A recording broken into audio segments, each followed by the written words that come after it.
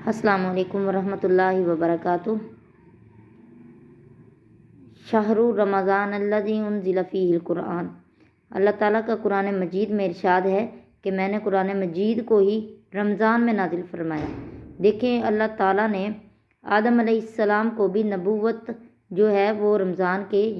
یکم رمضان کو جو ہے وہ عطا کی، اور اس کے بعد موسیٰ علیہ السلام کو طور پہ بلایا، اور وہ بھی رمضان کے مہینے میں ہی بلایا، شاید کہ 2 رمضان کو۔ اور اس کے آگے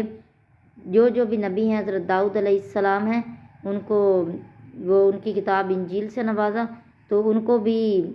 حضرت داؤد علیہ السلام کو زبور سے نوازا، تو وہ بھی رمضان میں ہی نوازا۔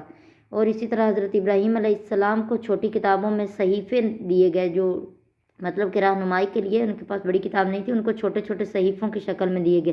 وہ بھی رمضان المبارک میں ہی ان کو عطا ہوئے۔ تو اسی طریقے سے جو حضرت عیسیٰ علیہ السلام ہیں، ان کو بھی انجیل جو ہے وہ 8 روزہ کو دی گئی۔ تو دیکھیں، ہماری ساری اسلامی کتابوں کی لسٹ جو ہے، اور ہمارے جو سارے نبی ہیں، ان کو رمضان المبارک میں ہی وہ نبی بنایا گیا، اور کتابیں بھی ہم پہ اسی مہینے میں ہی نازل ہوئی ہیں، جو کہ اب رمضان المبارک ہے۔ نبی کریم صلی اللہ علیہ وآلہ وسلم پر بھی قرآن مجید 21 رمضان کو جو ہے وہ نازل ہوا۔ تو دیکھیں، ہمیں امت ہونے کا شرف اس مہینے میں حاصل ہوا ہے کہ ہم نبی کریم صلی اللہ علیہ وآلہ وسلم کی امت ہیں۔ تو دیکھیں، حضرت موسیٰ علیہ السلام کو بھی امت جو ہے وہ رمضان میں ہی ملی، لیکن یہ امت محمدیہ پر ہی ہے کہ اللہ تعالیٰ نے ہمیں اپنے نبی کریم صلی اللہ علیہ وآلہ وسلم کے ساتھ اتنا زیادہ محبت کرنے والا بنا دیا ہے کہ ہمارے اندر جو ہے نا، وہ نبی کی محبت کو بھر دیا گیا ہے۔ تو دیکھیں، حضرت موسیٰ علیہ السلام کی ایک طرف قوم ہے، اور ایک طرف نبی کریم صلی اللہ علیہ وسلم کی۔ میں ان دونوں قوموں کا آپ لوگوں کو میں فرق بتاتی ہوں کہ ان کے اندر کتنا ایمان تھا، اور نبی کی جو ہے امت، ان کے اندر کتنا ایمان ہے۔ ہمارے سامنے اگر کوئی نبی کریم صلی اللہ علیہ وسلم کی گستاخی کرتا ہے تو ہم اس کی جان نہ لینے۔ تو دیکھیں، جب موسیٰ علیہ السلام اور ہارون علیہ السلام دونوں ایک ہی زمانے میں نبی بنے،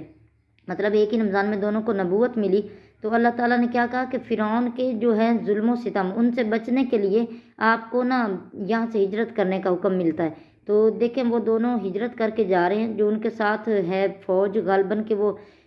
کتنے بتاتے ہیں، 6000 بتاتے ہیں، یہ جتنے بھی ان کے ساتھ نکل پڑے ہیں، ہجرت پہ ہو رہی ہے، مطلب کہ وہ اپنے وہ ملک کو چھوڑ کر کسی دوسرے ملک میں، شہر میں جا رہے ہیں، تو سارے اپنا ساز و سامان اٹھائے ہوئے ہیں۔ تو 2 نبی آگے آگے چل رہے ہیں، 2 نبی، اور ایک نبی کی کیا ہے، موسیٰ علیہ السلام کا معجزہ ہے کہ وہ اپنے عصے کو پھینکتے ہیں، کبھی وہ جو لاٹھی ہے وہ کبھی سانپ بن جاتی ہے، کبھی کچھ، جو بھی اس سے کروانا چاہتے ہیں وہ اللہ تعالیٰ کے حکم سے کرتی ہے لاٹھی۔ لیکن دیکھیں، جو پیچھے ہے نا جماعت اتنی بڑی 6000 کی، ان کو موسیٰ علیہ السلام کے اوپر اعتماد اتنا زیادہ نہیں ہے کہ وہ ساتھ ساتھ چلیں۔ منہ سے کیا نکلتا جا رہا ہے، پھینک دو اپنی لاٹھی، پھینک دو اپنی لاٹھی، تم نے تو موسیٰ ہمیں مروا دیا، یہی منہ سے نکلتا جا رہا ہے، یہی نکلتا جا رہا ہے۔ تو جو اللہ تعالیٰ کے حکم جب آیا ہے تو موسیٰ علیہ السلام نے وہ عصا پھینکا ہے، اور 12 رستے جو ہیں سمندر میں سے وہ بن گئے ہیں، جس کے اوپر وہ ساری فوج بھاگ کے گزر جاتی ہے، اور پیچھے سے فرعون آتا ہے۔ یہ واقعہ تو سب نے ہی سنا ہوگا کہ پیچھے سے فرعون آتا ہے اور اس میں غرق ہو جاتا ہے۔ اس کے غرق ہو جانے تک پوری فوج کے منہ میں یہی تھا کہ اے موسیٰ، مروا دیا تو نے ہمیں۔ مطلب کہ جو 2 نبی جا رہے ہیں، کندھے سے کندھا ملا کے جا رہے ہیں، کچھ بندے سارے پیچھے، نبی آگے ہیں، تو اعتماد جو ہے نا وہ دل کے اندر نہیں بیٹھ رہا ہے کہ ہمیں تو یہ مروا دے گا، ان کی پیچھے زیادہ فوج ہے فرعون کی۔ تو دیکھیں، فرعون کو بھی اللہ تعالیٰ نے عبرت کا نشان بنا دیا۔ اور ادھر نبی کریم صلی اللہ علیہ وآلہ وسلم کی بات میں آپ کو بتاتی ہوں، قربان جاؤں میں آپ کے ایک ایک صحابی سے۔ تو نبی کریم صلی اللہ علیہ وآلہ وسلم نے ابو بکر صدیق کو بتایا کہ ہجرت کا وقت آ گیا ہے، کچھ لوگ پہلے چلے گئے، کچھ بعد میں، لیکن نبی کریم صلی اللہ علیہ وسلم کے شانہ بشانہ حضرت ابو بکر صدیق رضی اللہ تعالیٰ عنہ تھے۔ تو نبی کریم صلی اللہ علیہ وآلہ وسلم رات کے اندھیرے میں جا رہے ہیں، کوئی پتہ نہیں کہ دشمن کہاں ہے، آگے ہے، پیچھے ہے، ہر جگہ پہ دشمن ہی دشمن چھپے ہوئے، لیکن اللہ تعالیٰ نے کیا فرمایا کہ فَأَغْشَيْنَاهُمْ فَهُمْ لَا يُبْصِرُونَ،